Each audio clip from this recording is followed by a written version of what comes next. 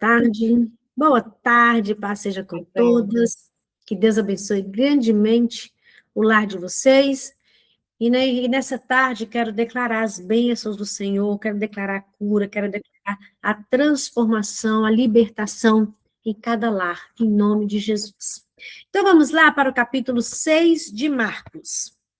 Jesus prega em Nazaré e é rejeitado pelos seus.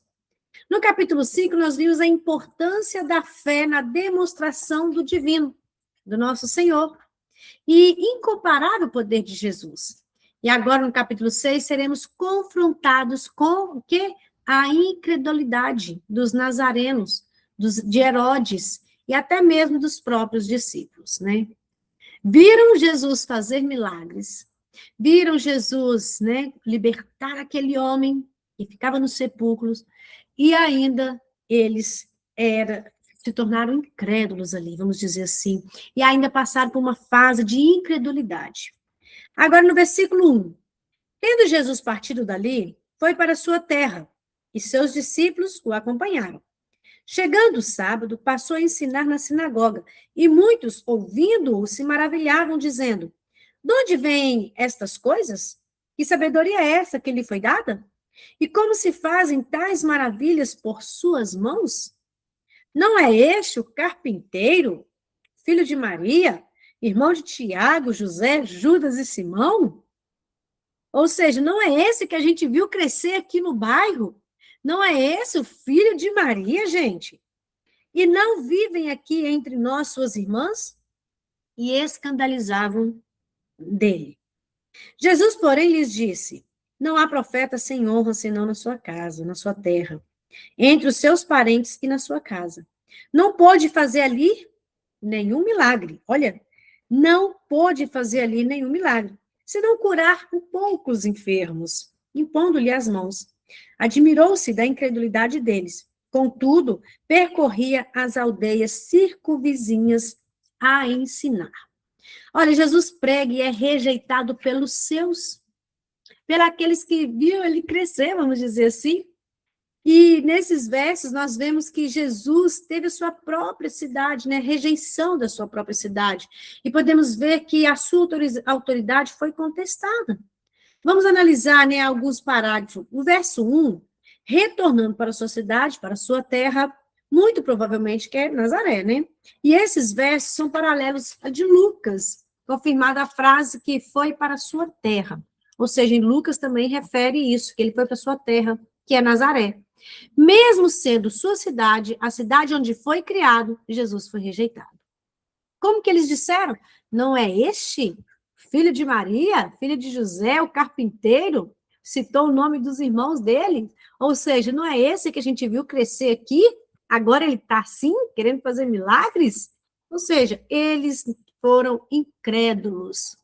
Não acreditaram no Senhor Jesus. Jesus que era profeta, isto é, porta-voz de Deus. O profeta normalmente era honrado pelos que não o conheciam. Ou seja, aquele povo ali conhecia Jesus, então não queria honrá-lo. O profeta não era respeitado pelos que conheciam. O profeta quase sempre era desacreditado pela sua própria família. Jesus, o profeta enviado de Deus, não pôde realizar milagres em Nazaré por causa da incredulidade deles. A incredulidade, gente, impede da gente viver milagres. A incredulidade impede do Senhor Jesus agir na nossa vida. Às vezes a gente fala com a boca que nós acreditamos, às vezes na nossa boca nós falamos, mas e lá no íntimo do nosso coração? Será que realmente nós acreditamos ou somos incrédulos? O Senhor, Ele conhece a intenção do nosso coração, Ele conhece o que passa no nosso interior. Então, muitas vezes o milagre não chega por causa da incredulidade. Cristo não pode fazer muitos milagres ali, por causa da incredulidade deles. Então, vamos lá para o versículo 7. Chamou Jesus os 12 e passou a enviá-los de 2 a 2, dando-lhes autoridade sobre espíritos imundos. Ordenou-lhes que nada levasse para o caminho, exceto um bordão, nem pão, nem alforje, nem dinheiro. Que fossem calçados de sandálias e não usassem 2 túnicas. E recomendou-lhes, quando entrardes em alguma casa, Permanecei ali, permanecei aí até vos retirardes do lugar. Se em algum lugar não vos receberem, nem vos ouvirem, ao saíres dali, sacudi o pó dos vossos pés em testemunho contra eles. Então, saindo eles, pregavam ao povo que se arrependesse. Expeliu muitos demônios e curava numerosos enfermos, ungindo-os com óleo. Oh, glória! Esse é o nosso Cristo. Aqui nós vemos que o Senhor Jesus, ele instrui os seus discípulos e manda aí de 2 em 2. Nós vimos que Jesus mostra, enviando os 12 apóstolos para proclamarem a presença do reino de Deus. Além da proclamação e do ensino, eles teriam autoridade sobre os espíritos imundos, isto é, sobre os demônios. Também poderiam curar os enfermos. Cristo colocou na imposição de mãos. Quando um embaixador é enviado a um país estrangeiro, recebe credenciais que lhe autenticam a missão. Nós somos embaixadores de Cristo. Nós somos embaixadores de Cristo.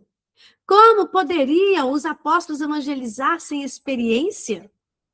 Sendo desconhecido ante a comunidade de Israel, convenceu o povo de que, de fato, eram embaixadores do reino? Eles eram embaixadores. Para que não houvesse tal inconveniente, o mestre deu-lhes cartas de crédito sobrenaturais, a fim de convencer os seus ouvintes, durante a sua missão, haveriam de curar enfermos. Mulheres, nós somos embaixadoras de Cristo. Vamos tomar posse da unção, vamos tomar posse do dom da cura. Como Paulo orientou também, Paulo falou, buscai com zelo os dons espirituais. Está disponível para nós, mas nós devemos buscar.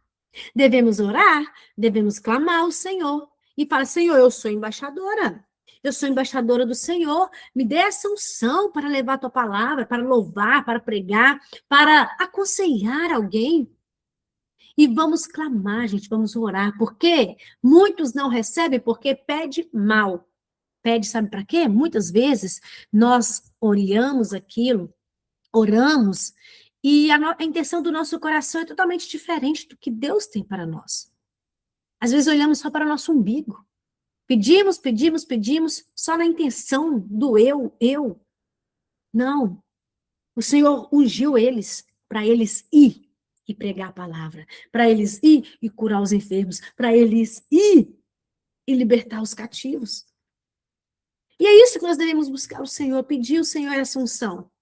O dom da cura, o som de unção para orar e louvar, através do louvor, as pessoas serem curadas, através da oração. Lembram a irmã de Nova Contagem, né, um culto de mulheres que nós tivemos aqui na sede? Esqueci o nome dela agora, ela era de Nova Contagem. Ela tinha uma dor de cabeça terrível, e na oração final ali do culto de mulheres, disseram que a dor de cabeça saiu e, graças a Deus, ela foi curada. Disseram que nunca mais teve aquela dor forte que ela sentia. E é isso que Deus tem para fazer para nossas vidas, nos usar.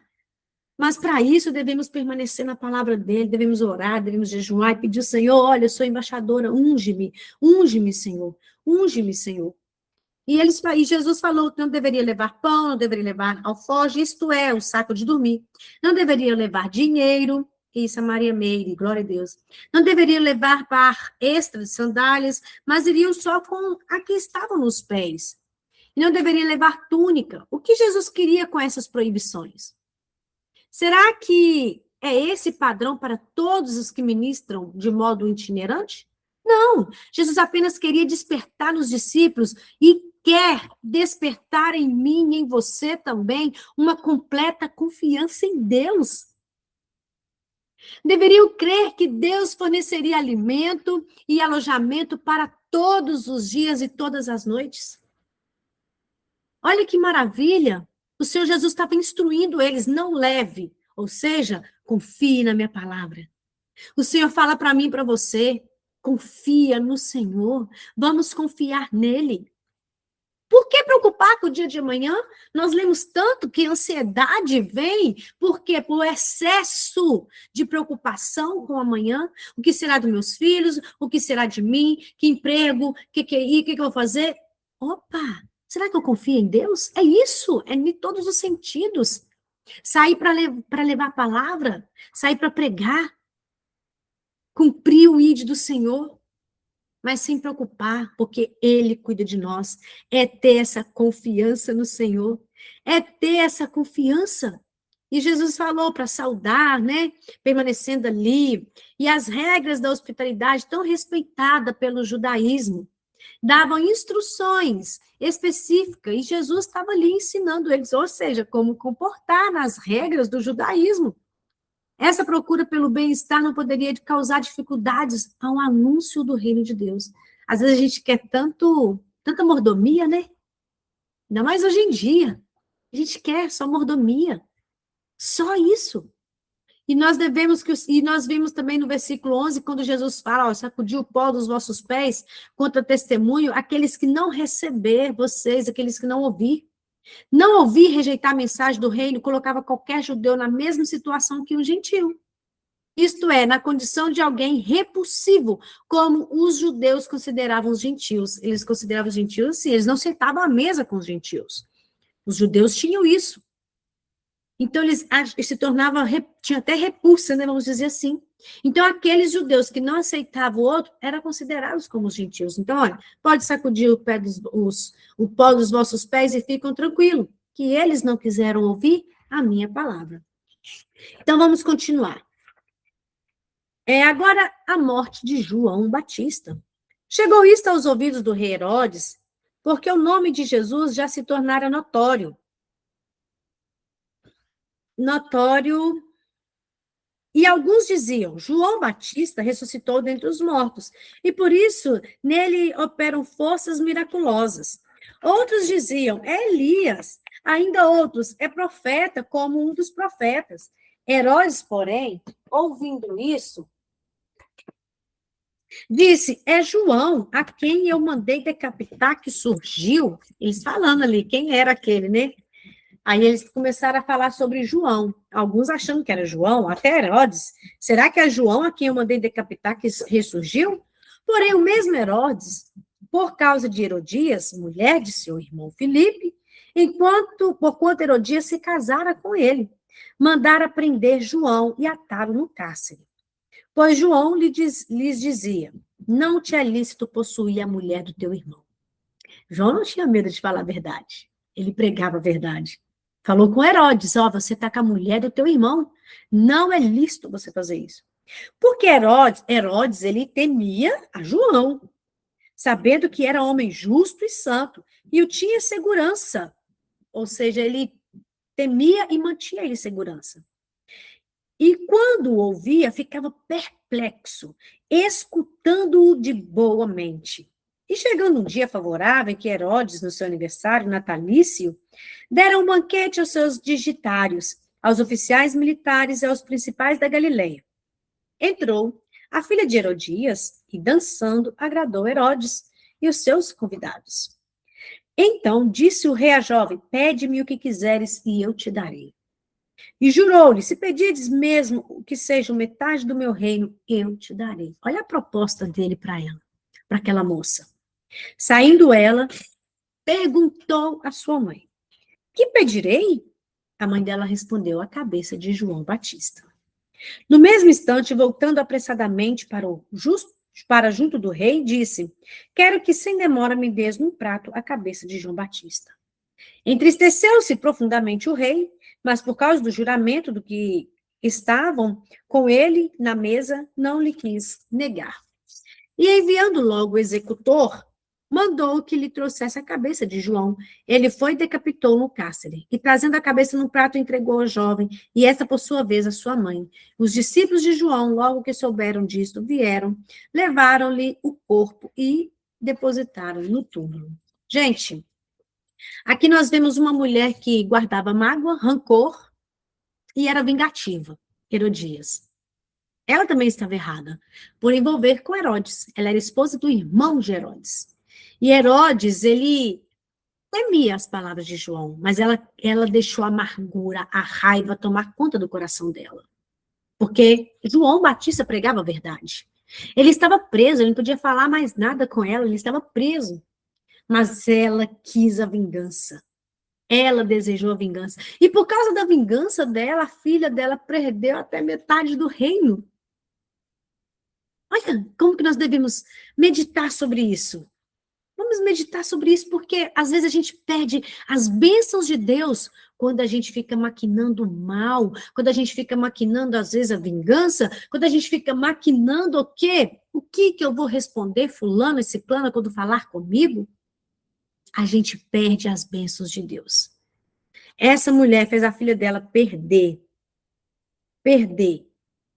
até a metade do reino, por causa da vingança, o desejo de vingança. Porque ela quer, né? A palavra de Deus, ela corta para o nosso lado, né? Quando a gente lê a palavra de Deus, antes de Deus falar com vocês, Deus está falando comigo. Quantas vezes nós nos entregamos a tantas coisas e perdemos as bênçãos do Senhor? E ali, João, ele morreu. Mas ele morreu por falar a verdade. Ele morreu por pregar a palavra, pregar a verdade. Um dia isso pode chegar no nosso país. A perseguição pode chegar. Já tem muitos países, muitos irmãos sendo mortos por causa da palavra. Então, vamos parar de brigar por pouca coisa. Vamos aprender a ser crente de verdade, que se um dia chegar e nós estivermos aqui, nós nunca venhamos perder a fé, nunca venhamos deixar de falar do amor de Cristo como João Batista. Não vamos deixar o desejo de vingança, né, a raiva, rancor, nada disso tomar conta do nosso coração. Que nós venhamos permanecer firmes, firmes diante da palavra do Senhor. Continuando, depois da morte de João, voltaram os apóstolos à presença de Jesus e lhe relatou tudo quanto havia feito e ensinado. E lhes disse: vinde repousar um pouco à parte no lugar deserto, porque eles não tinham tempo nem para comer, visto serem numerosos que iam e vinham. Então foram sós no barco para um lugar solitário. Muitos, porém, os viram partir e, reconhecendo-os, correram para lá a pé, todas as cidades, e chegaram antes deles. Ao desembarcar, viu Jesus uma grande multidão e compadeceu-se deles, porque eram como ovelhas que não têm pastor. E passou a ensinar-lhes muitas coisas. Em declinando a tarde, vieram os discípulos a Jesus e lhes disseram: é deserto esse lugar, já avançada a hora. Despede-os para que, passando pelos campos ao redor e pelas aldeias, comprem para si o que comer. Porém, Jesus respondeu: dai-lhes vós mesmo eles de comer? Disseram-lhes: iremos comprar 200 denários de pão para lhes dar de comer? E ele lhe disse: quantos pães tendes? E de ver. E sabendo eles, responderam: 5 pães e 2 peixes. Então, Jesus lhes ordenou que todos se assentassem em grupo. Ó, a ordem, organização. Jesus mandou eles sentar em grupo. E sentar em grupos sobre a relva. E o fizeram, repartindo-se em grupos de 100 e de 50 em 50. Tomando ele 5 pães e 2 peixes, erguendo os olhos aos céus, o abençoou. E partindo os pães, deu aos discípulos para que retribuísse, e por todos repartiu também os 2 peixes. Todos comeram e se fartaram. E ainda recolheram 12 cestos cheios de pedaços de pão e de peixe. Os que comeram dos pães eram 5.000 homens. Quase 5.000 homens, fora mulheres e crianças. Então, tinha lá mais ou menos aproximadamente 16, 17 mil pessoas.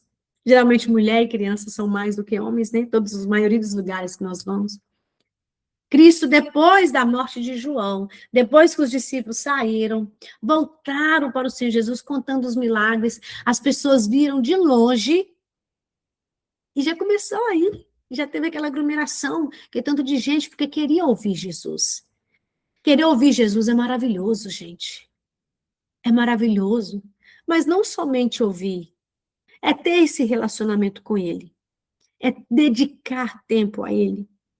É dedicar tempo a Ele, não somente comer do pão e do peixe que Ele multiplica, mas é estar a sós com Ele, é buscar Ele de verdade.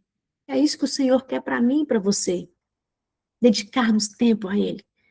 Ele ali orou, primeiro a ordem, a gente tem que entender a ordem. Jesus colocou ordem naquele lugar, a organização agrada a Deus. Vamos viver o milagre? Vamos ser organizadas. Vamos viver o milagre? Vamos dar graças. Jesus primeiro colocou a organização ali, deu ordem para sentar ali de 50 em 50, de 100 em 100, e depois ele deu graças. Quantas vezes a gente só reclama? Por isso que o milagre não vem. Quantas vezes a gente só murmura? Por isso que o milagre não vem. Então, Jesus, ele deu graças. E ali aconteceu o milagre. Ali aconteceu o milagre. Glória a Deus. É esse Jesus que nós servimos. Vamos continuar clamando e buscando o Senhor. E continuando, logo a seguir, compeliu Jesus os seus discípulos a embarcar e passar adiante para o outro lado de Batseu. Enquanto ele despedia a multidão, e tendo-os despedido, subiu ao monte para orar. Jesus despediu, pode ir, que eu vou orar mais um pouquinho. Jesus era um homem de oração. Sendo Deus, ele orava o tempo inteiro. Ao cair da tarde, estava o barco no meio do mar, e ele sozinho em terra.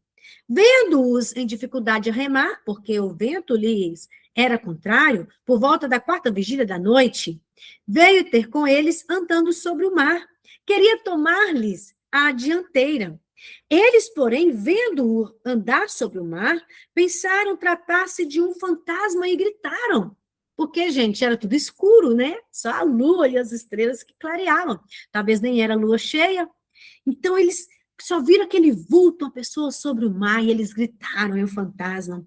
Pois todos ficaram aterrados à vista dele. Mas logo lhe falou, tem de bom ânimo, sou eu, não temas, não temais. E subindo para o barco, para estar com eles, e o vento cessou. Ficaram entre si atônitos, porque não haviam compreendido o milagre dos pães, antes no seu coração estavam endurecidos. Endurecidos. Jesus é aquele que anda sobre o mar. Jesus é aquele que, mesmo dando ordem, a tempestade vem, mas ele não te deixa só. Ele fala, tem de bom ânimo, sou eu, não temais. Não temais, eu estou com você. Nem nos outros livros fala de Pedro, que Pedro falou, se é o Senhor mesmo, faça que eu vá até a ti. Pedro corajoso. Pode vir, Pedro, porque eles reconheceram a voz do mestre. Será que a gente tem reconhecido a voz do mestre? Diante da tempestade da vida, diante das desilusões, diante dos ventos? Será que nós reconhecemos a voz do mestre? Eles reconheceram, é Cristo mesmo. E Pedro falou, se é o Senhor, faça que eu ande sobre as águas. Pedro foi. Só que o momento que ele tirou os olhos de Jesus, que ele começou a olhar o vento, ele sentiu o vento, ele começou a olhar o vento, ele começou a afundar. Mas Cristo é aquele que pegou pelas mãos. E ele faz isso comigo e com você. Ele te pega pelas mãos. E ele fala, não temais, sou eu. Não temais, diante dos ventos, diante da tempestade, eu estou com você. Às vezes você acha que Cristo não está, mas ele está. Ele está contigo. Aprende a ouvir a voz dele. E para finalizar, estando já do outro lado, chegaram à terra em Genezaré, onde aportaram. Saindo eles do barco, logo o povo reconheceu Jesus. E, percorrendo toda aquela região, traziam em leitos os enfermos para onde ouviam que eles estavam. Onde quer que ele entrasse, nas aldeias, cidades ou campos, punha os enfermos nas praças, rogando-lhes que os deixasse tocar, ao menos na hora de sua veste. E quantos os tocavam já saíam curados. Todos que tocavam em Jesus saíam curados. Aqui, não eram pessoas incrédulas, eram pessoas que acreditavam em Jesus, em Genezaré, pessoas que tinham fé, que acreditavam no Senhor, e todos que acreditaram, que não eram incrédulos, foram curados e receberam o milagre. Então, nós vimos que Jesus, ele se revelou de forma clara e objetiva a sua autoridade, mas mostrou nesses episódios o seu grande amor e compaixão.